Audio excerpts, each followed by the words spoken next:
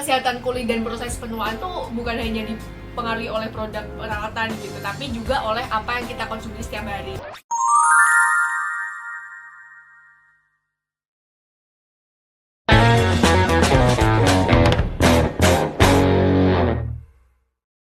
Halo Nutribus, selamat datang di podcast hari ini. Sama aku Maria Matilda Oktaviana yang akan jadi host pada hari ini. Dan hari ini aku juga nggak sendirian loh, ditemani oleh kakak-kakak cantik dari Prodi S1 Gizi. Penasaran nggak nih siapa-siapa nih kakak-kakaknya? Oke, kita kenalan dulu ya. Dari kak sebelah sini dulu deh. Halo Nutrivers, aku Vena Rafiatunisa, mahasiswa program studi S1 Gizi IKA Bakta. Kakak di sebelahnya? Halo guys, perkenalkan aku Rahel Rizky Kinananda, mahasiswa S1 Gizi IIK Bakta. Nah, Nutribus lagi pada ngapain sekarang nih? Lagi pada pakai skincare ya? Lagi pakai moisturizer atau lagi pakai serum atau lagi pakai sunscreen buat lagi perjalanan ke outdoor. Nah, sebelum masuk ke pembahasan, aku penasaran nih Kak, kenapa sih topik ini tuh penting banget kita bahas? Mungkin dari Kak Pena dulu nih. Gimana menurut Kak Pena? Karena kan kalau kita lihat sekarang ya Kak, masalah kulit tuh kan udah menjadi masalah yang sangat umum ya di masyarakat gitu. Tidak hanya pada remaja gitu, tapi juga banyak orang dewasa yang mengalaminya. Banyak yang mengalami mungkin jerawat, kulit sensitif, kulit kusam, sampai tanda-tanda penuaan dini gitu di usia yang sebenarnya masih muda. Nah, kebanyakan masyarakat biasanya tuh langsung fokus mencari skincare yang cocok gitu ya, atau treatment tertentu gitu, padahal kan ada satu faktor besar gitu selain yang sering terlupakan gitu, yaitu pola makan dan juga kesehatan tubuh dari dalam gitu sih Kak. Bener banget sih, kadang orang tuh beli skincare ratusan ribu gitu ya Kak, tapi ternyata sarapannya masih kopi karena nggak gorengan gitu kan. Nah, kalau menurut Kak Rachel nih gimana kalau tanggapannya tentang pola makan modern sekarang ini?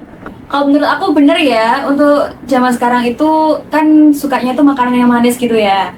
Nah, padahal makanan manis itu, pola makan seperti ini itu ternyata tuh dapat mempengaruhi keseimbangan bakteri baik di usus. Dan akhirnya nanti berdampak pada kesehatan kulit. Nah, jadi sebenarnya tubuh kita itu saling terhubung guys. Ketika pola makan yang buruk, bukan hanya berat badan yang terpengaruh, tapi sistem imun, terus hormon, metabolisme, terus kesehatan usus, bahkan kondisi kulit itu juga ikut terpengaruh. Nah, sekarang kita masuk nih ke istilah-istilah yang sering banget muncul sekarang. Apa sih itu mikrobiota usus? Nah, mungkin banyak nih dari Nutribus yang pernah dengar tapi belum paham. Apa sih sebenarnya mungkin mikrobiota usus itu? Nah, menurut Kak Pena nih, apa sih mikrobiota usus itu sebenarnya? Mikrobiota usus ya Kak, sejauh yang saya pelajari itu adalah kumpulan mikroorganisme, terutama bakteri baik ya, yang hidup di dalam saluran pencernaan kita gitu. Nah, jumlahnya tuh sangat banyak Kak, bahkan mencapai triliunan gitu mikroorganismenya, dan ternyata bakteri-bakterinya tuh punya peran gitu yang sangat penting untuk kesehatan tubuh kita gitu. Mereka membantu proses penyerapan makanan, membantu penyerapan zat gizi gitu, dan juga membantu pembentukan vitamin tertentu gitu, dan juga menjaga sistem imun kita yang disampaikan Kak Rahel tadi gitu, dan Berarti nggak semua bakteri itu jahat ya Kak Pena ya? Iya, bener banget. Kalau menurut Kak Rachel nih gimana? Aku nggak sama sekali ya Kak, justru di tubuh kita itu memerlukan bakteri ini untuk menjaga keseimbangan tubuh agar tetap optimal. Nah, hubungan antara kesehatan usus dan kesehatan kulit inilah yang disebut sebagai good skin axis. Apa sih good skin axis? Good skin axis itu adalah kondisi usus yang ternyata dapat mempengaruhi kondisi kulit. Ketika mikrobiota usus ini seimbang, inflamasi dalam tubuh ini akan lebih terkontrol, sehingga kulit itu jadi cenderung lebih sehat gitu. Nah, sekarang mungkin banyak nih lagi Nutribus yang lagi mikir-mikir, oh jadi ternyata usus ke kulit itu ada hubungannya loh. Tapi gimana ya caranya? Gimana gitu mekanismenya? Kalau memang dilihat sekilas itu hubungan usus dan kulit itu nggak berhubungan ya, kayak jauh gitu ya, tapi aslinya itu mereka tuh ada hubungannya. Nah, di dalam usus kita itu terdapat lapisan pelindung yang berfungsi sebagai pagar atau penyaring. Nah, penyaring ini itu tugasnya untuk menyaring zat-zat yang berbahaya. Jadi zat yang baik itu akan diserap di usus dan zat yang buruk itu nanti akan dibuang dari aliran darah. Berarti usus itu seperti penjaga gerbangnya ya kak, gitu pintu Iya, masuknya. benar banget. Oke. Ketika pola makan sehat dan bakteri di usus itu seimbang, lapisan pelindung ini akan jadi tetap sehat. Tetapi kalau seseorang itu terlalu mengkonsumsi makanan yang tinggi gula, makanan ultra processed food, makanan tinggi lemak, itu nanti malah jadi mengganggu keseimbangan bakteri dalam usus. Akibatnya lapisan usus ini nanti akan jadi lebih mudah rusak atau bocor yang disebut leaky gut. Nah, ketika kondisi ini terjadi, zat-zat yang seharusnya tidak masuk ke aliran darah itu malah bisa lolos dan nanti malah memicu terjadinya inflamasi. Nah, inflamasi ini ternyata mempengaruhi kulit ya kak. Iya, benar banget. Kalau menurut Kak Pena gimana nih? Iya, inflamasi bener Kak. Inflamasi dapat merusak kolagen gitu dan juga mengganggu regenerasi kulit, meningkatkan produksi minyak berlebih dan juga menyebabkan kulit itu lebih sensitif gitu. Nah, akibatnya apa? Ya itu tadi Kak, muncul jerawat, mungkin ya kemerahan, kulit kusam, bahkan penuaan dini gitu. Selain itu, bakteri baik di usus tuh juga membantu menghasilkan senyawa yang disebut short chain fatty acid ya atau SCFA. Dan senyawa ini tuh membantu menjaga kesehatan lapisan usus, membantu sistem imun juga, dan juga membantu mengurangi inflamasi itu tadi. Nah, kalau konsumsi seratnya kurang, produksi SCFA-nya menurun tuh kesehatan usus kita juga ikut terganggu gitu Kak. Berarti pola makan yang buruk itu kalau misalnya terjadi terus menerus, orangnya makan makanan cepat saji terus bakal jadi buat dia gampang terkena peradangan ya kak, Iya, kayak benar. gampang jerawatan Inflamasi, gitu. ya. Kalau misalnya menurut Kak Rachel nih, gimana tuh? Kalau menurut aku ya, yang dari yang disampaikan oleh Kak Fenan tadi benar. Tapi kondisi ini nanti malah jadi pemicu adanya stres oksidatif, Kak. Stres oksidatif ini sendiri itu kondisi ketika jumlah radikal bebas di dalam tubuh ini jauh lebih banyak dibandingkan kemampuan tubuh untuk menetralisir menggunakan antioksidan. Nah ini menarik nih, mungkin dia banyak dari Matripers yang belum tahu apa sih radikal bebas itu. Nah Kak Rachel, radikal bebas itu apa sih Kak Rachel? Nah, radikal bebas itu bisa berasal dari polusi udara, asap rokok, terus sinar ultraviolet, kurang tidur, terus stres, sering konsumsi makanan tinggi gula, sering konsumsi makanan tinggi lemak, kayak gitu deh Kak. Terus ketika stres oksidatif ini nanti terjadi secara terus-menerus, kolagen dan elastin pada kulit itu nanti juga akan ikut mengalami kerusakan. Padahal kolagen dan elastin ini itu sangat penting untuk menjaga kulit tetap kenyal, elastis, dan tetap awet muda. Kalau dilihat sekarang ya Kak, emang banyak banget pola-pola makan masyarakat yang udah berubah banget Iya, dari bener zaman banget. kita Iya, dulu ya. iya. Banyak orang tuh sekarang lebih suka makan makanan yang cepat saji, mie instan, snack kemasan itu. Apalagi anak kos ya Kak. Iya, bener banget tuh Kak. Cari yang gercep gitu Iya, ya. cari yang gercep. kita cari yang praktis. Pokoknya Iya. habis dari pulang kampus langsung makan deh. Iya, Iya, yang penting perutnya keisi gitu nggak sih? Bener. Nah kalau misalnya dari Kak Pena nih, dari segi gizinya, gimana tuh tanggapannya? Iya Kak, bener. Padahal kan makanan ultra proses seperti ini kan sangat mempengaruhi kesehatan usus kita ya Kak dan kulit. Nah, makanan ultra proses itu biasanya tinggi gula, tinggi garam, tinggi lemak jenuh juga, tapi mereka juga rendah serat dan juga rendah gizi gitu. Kayak mie instan gitu, sosis, kornet yang masih sering dikonsumsi oleh kita. Dia tuh di kalangan masyarakat muda. Gitu.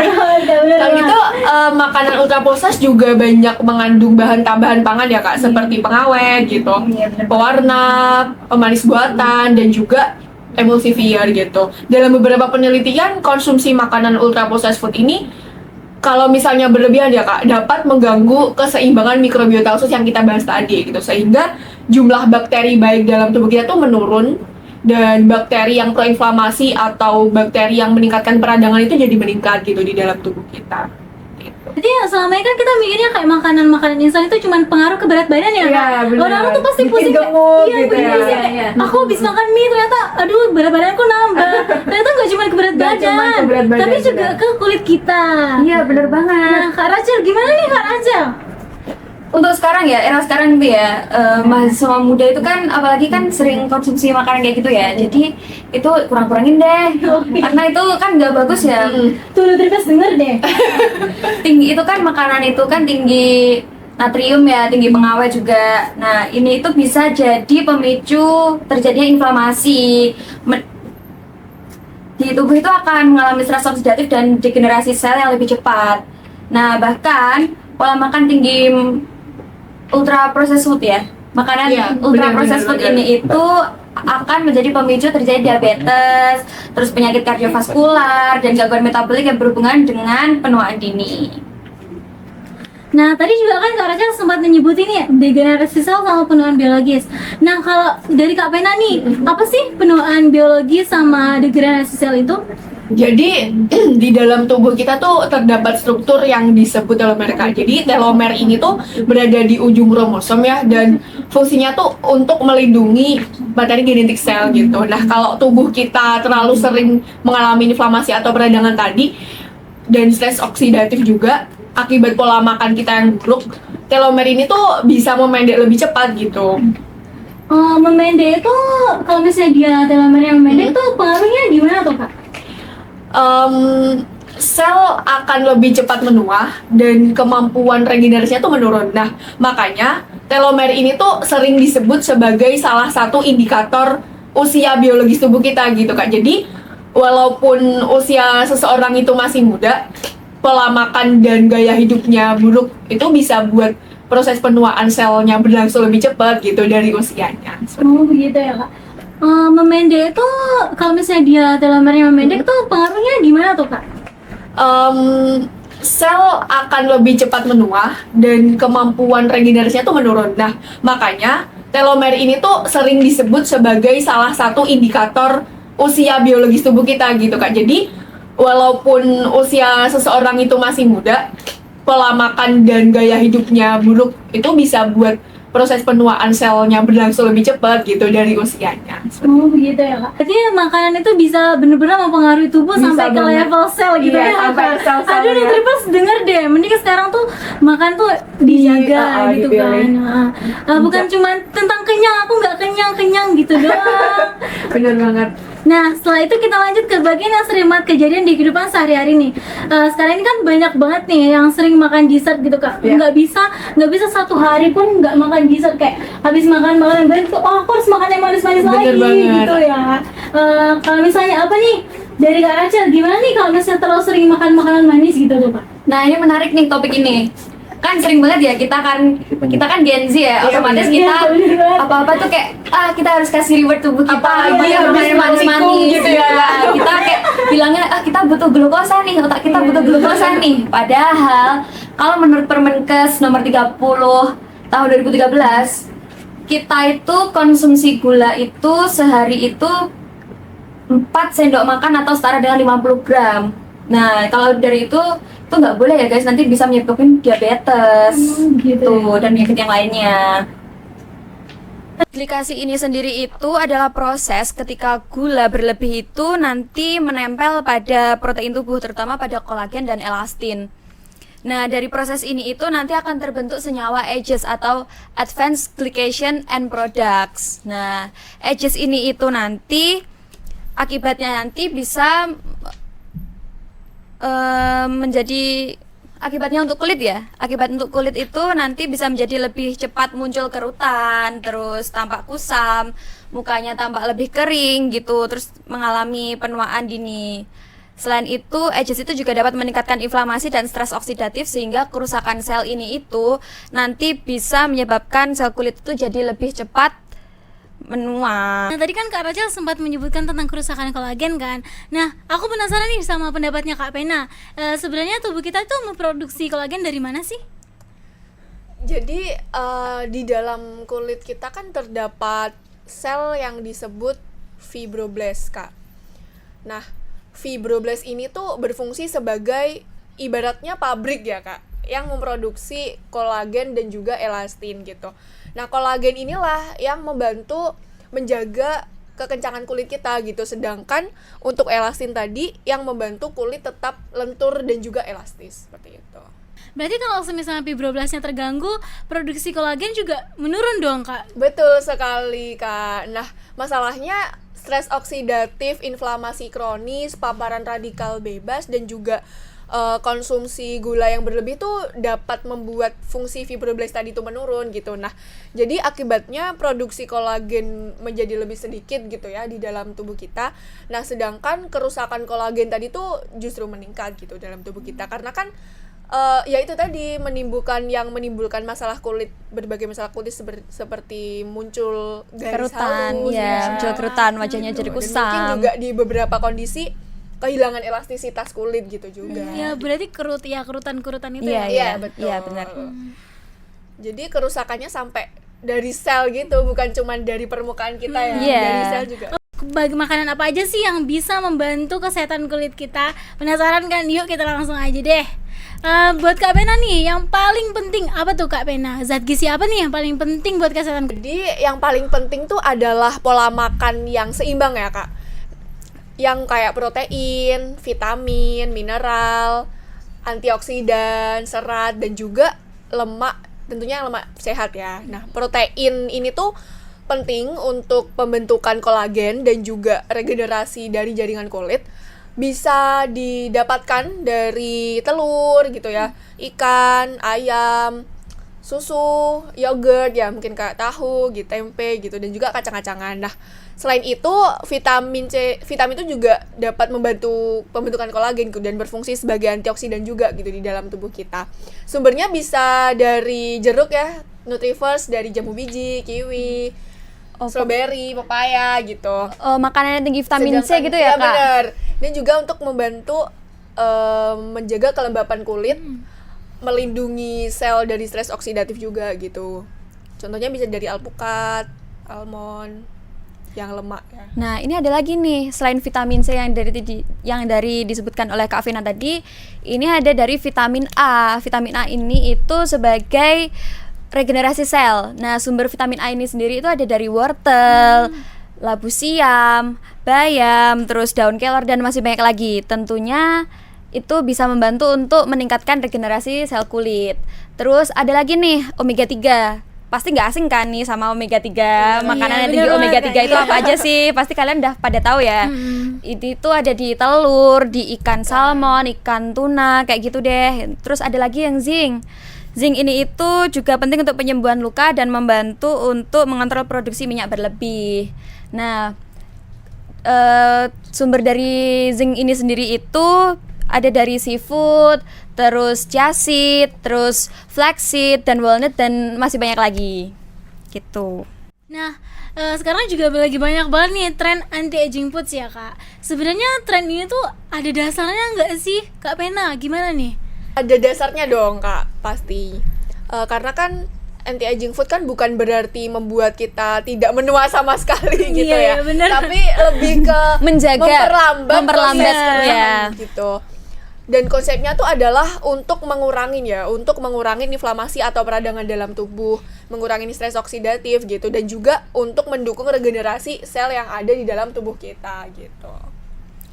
Nah, contoh dari makanan yang mencegah anti aging ini ya. benar. Yang pertama itu berasal dari beri-berian. Nah, pasti udah tahu kan ya beri-berian itu apa? Raspberry, blueberry, kayak Iya, gitu-gitu bener. deh. Iya, iya. Terus ada lagi delima, alpukat, tadi yang sudah disebutkan oleh Kak Vina tadi, terus tomat, teh hijau, dan masih banyak lagi. Terus tomat ini itu kan mengandung likopen. Nah, likopen ini itu dapat membantu atau melindungi kulit dari kerusakan akibat sinar UV. Sekarang juga banyak banget nih produk-produk probiotik di pasaran sana. Sebenarnya Nutrifers tahu nggak sih probiotik itu apa dan prebiotik itu apa? Nah Kak Pena, apa sih itu? Jauh sepaham saya, Kak, prebiotik itu adalah bakteri baik yang hidup, yang masuk melalui makanan gitu, seperti yogurt, kefir, kimchi, kombucha gitu. Sedangkan untuk prebiotik itu adalah makanan untuk bakteri baik tersebut gitu. Contohnya adalah pisang, oat, bawang putih gitu. Nah kalau boleh nggak semisalnya aku pengen banget tahu contoh menu sehari nih Kak Rachel dari pola makan ini. Contoh menu sehari ya. Iya. Aku kasih saran nih. Kalau dari sarapan pagi itu nanti bisa pakai oatmeal dengan yogurt, terus oatmeal dengan susu itu juga bisa. Terus nanti sarapan pakai pisang, strawberry, terus chia seed. Chia seed itu kan kaya serat ya, kayak serat, probiotik, vitamin, dan antioksidan. Makan siang, nih aku rekomendasi makan siang nih. Makan siang nanti bisa dari nasi merah, terus sama ikan Oh, kembung. ternyata nasi merah nggak cuma buat diabetes doang ya, Kak? Enggak. Oh. Nasi merah ini kan tinggi serat juga. Iya. Terus ada ikan kembung. Kakak tahu nggak ikan kembung? Aduh, tahu deh, Kak. Itu sering banget nggak sih ada di pasaran? Iya, Iya, yang itu mudah kita yang dapatkan, mudah kita ya, dapatkan, yang kita mudah dapatkan. dijangkau ya itu. Harganya juga nggak terlalu mahal ya Kak, Iya, dari sumber jadi protein hewani. jadi mudah untuk dicari dan untuk harganya itu juga nggak terlalu mahal. Jadi terjangkau gitu ya. Iya. harganya. Terus ini tadi kan udah ya, sarapan pagi sudah, makan siang udah, berarti kurang makan malam. Iya, kira-kira tadi Kak. Makan malam apa nih, Kak? Makan malam ini nanti bisa tentunya pakai nasi ya, pakai nasi. Terus nanti pakai sup sayur itu. Tapi kalau malam itu enaknya itu yang ditumis-tumis nggak sih? Benar-benar. Iya, bener Nanti banget. kalau kebanyakan air nanti jadinya malamnya sering kencing nanti. Iya, bener sering banget Kak ke kamar mandi ya. Iya. Belum waktunya bangun. Iya, ya. iya, udah kebangun Mandi, kita. Jadi bedmu terus mau tidur lagi gitu kan. Terus ada lagi tuh tahu goreng. Nah itu tadi kan udah tempe siang. Nah malam tahu. Ini Oh, berarti- lokal banget ya Kak. Iya, lokal banget, emang harus lokal banget Kak, dan harus beragam Harus ya. beragam. Harus Dan beragam sesuai prinsip gitu. gizi seimbang. Oh, Hidup iya. sehat itu nggak harus mahal guys. Yang penting sehat. Menurut Kak Bena, gimana sih tentang inovasi pangan ini gitu? Betul Kak. Jadi sekarang kan masyarakat mulai mencari makanan dan minuman yang tidak hanya enak ya, tapi juga memiliki Meningkatkan. manfaat kesehatan tambahan gitu. Nah, teh pache dan es krim tape ini termasuk contoh inovasi pangan fungsional yang memanfaatkan proses fermentasi yang tentunya sangat baik gitu untuk kesehatan kita gitu. Mungkin banyak banget nih dari Nutrivers yang belum familiar sama namanya teh pache. Sebenarnya Kak Rachel, apa sih teh pache itu? Teh pache ini sendiri itu minuman yang berasal dari Meksiko guys. Ini itu minuman yang Jauh banget ya Kak dari Meksiko. Iya jauh. Jauh banget ternyata. Tapi bisa jadi inovasi loh sampai Iya, kita ini. benar-benar. Inovasi minuman yang menyegarkan tapi menyehatkan juga. Nah, teh pache ini sendiri itu berasal dari kulit nanas atau bonggol nanas yang ditambahkan sama gula aren, terus kasih air, nanti difermentasi selama 2-3 hari gitu. Nah, dalam kandungan teh pache ini itu kan, teh pache ini kan difermentasi ya, jadi ada mikroorganisme baik dan senyawa hasil fermentasi itu yang dapat membantu kesehatan mikrobiota usus. Selain itu, nanas itu kan juga tinggi vitamin C ya. Ini itu sebagai antioksidan, sama enzim bromelin itu dapat membantu proses pencernaan dan membantu mengurangi inflamasi. Nah Kak Bena gimana nih Kak Bena?